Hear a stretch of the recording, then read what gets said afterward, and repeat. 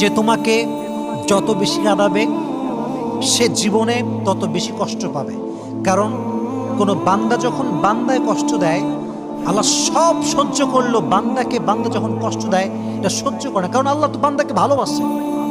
যখন এক বান্দা আরেকজন বান্দাকে কষ্ট দেয়, আল্লাহ আরশ পর্যন্ত কেঁপে যায়।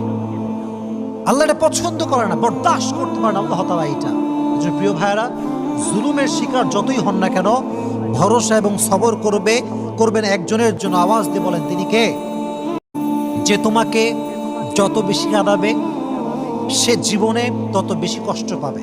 কারণ কোনো বান্দা যখন বান্দায় কষ্ট দেয়, আল্লাহ সব সহ্য করলো, বান্দা যখন কষ্ট দেয় এটা সহ্য করে না। কারণ আল্লাহ তো বান্দাকে ভালোবাসে।